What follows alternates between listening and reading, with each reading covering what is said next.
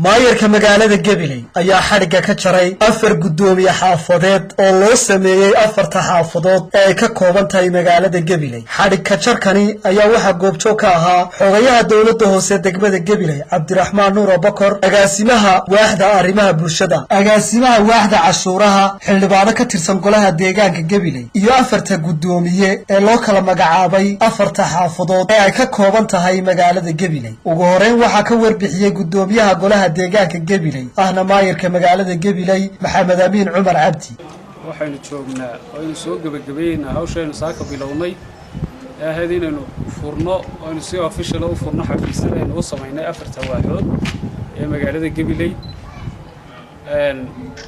runtii waxay ka mid tahay waajibaadka golaha deegaanku ay u hayaan dadweynaha degmada Gabiley.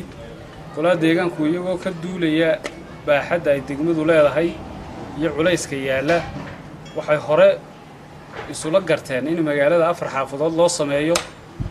afartii xaafadood xadkooda iyo magac bixintoodaba runtii goluhu hore u ansixiyay. xaafad la yiraahdo Wadajir oo aynu hadda joogno, xaafadda la yiraahdo 18 May, xaafadda la yiraahdo New Gabiley iyo xaafadda Laagbarako. afarta xaafadood ayay ugu talagaleen golaha deegaanku inay magaalada Gabiley u qaybsanaato. maanta afartii xaafadood adeegii loogu talagalay iyo ujeedadii laga lahaa baan runtii hirgelinteedii u joognaa. waxaan u magacoonay gudoomiyeyaal afarta xaafadood runtii gudoomiyeyaal ka noqon doona oo ah raggii waaya aragga ahaa ee ka soo shaqaynayay muddada badan dawladda hoose oonu u xulanay inay garanayaan runtii adeegyada dawladda hoose ay u hayso dadweynaheeda. in waxaan ugu talagalay xafiisyadaasi ay noqdaan xafiisyo rasmiya oo ka tirsan dawladda hoose oo loogu adeega xaafadahaas. annagoo ka duulana mashruuca maamul daadejinta isla markaana ka duulana inaanu sida ugu fudud aanu u fulino adeega dadweynaha aanu hayno, isla markaana aanu u fudaydino inay dadweynaha iyagu sida ugu fudud ay noo soo gaari karaan. ayaa waxa weeye arrintani ka dambeysay. ilaahay subxaanahu wa ta'aala aanu uga mahad celeynaa mar labaad golaha deegaanka iyo howlwadeennada dawladda hoose. waxaynu hadda si official u furnay afarta xafiis waana shaqayn doonaa.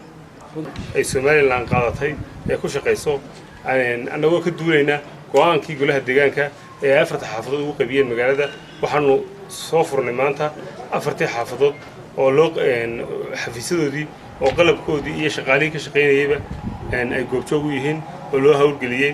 taasi oo maanta ka dhigan in culayskii saarnaa dawladda hoose uu ka soo daadegay oo adeegii loo dhaweeyay bulshadii oo xaafadaas la doonayo inay ka hawlgalo gudoomiyaha xaafadda jooga qaybtiisa nadaafadeedii in la furo afartii way xaafadood ee uu goluhu hore ugu ansixiyay master plan-kii loo sameeyay in maanta hawshiisa ay dhammaystiran tahay.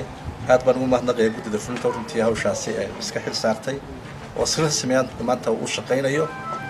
waa wuxuu soo kordhay degmadii aw laba xaafadood bay ahayd laakiin maanta waa afar xaafadood weeye. waxaan leenahay dadkii 24 saacadood imanayay gobolku inay halkaa yimaadaan degmada imanayay oo ay waxaha uga baahidooda sheegaan. 18 May maxay yiday Laagbarako, New Gabiley iyo Wadajir oo tanimkan joogna ugu dambaysa ayaa waxa la furay xafiisyadoodii oo complete halkaasoo hawluhu ay ku fududan doonaan shaqaale iyo madax loo sameeyay halka gudoomiyeyaal halkaasi ay insha Allah ta'ala ku fududan doonaan. waa Cabdirasaaq Axmed Hayaalilka Case, Somali News TV magaalada Gabiley.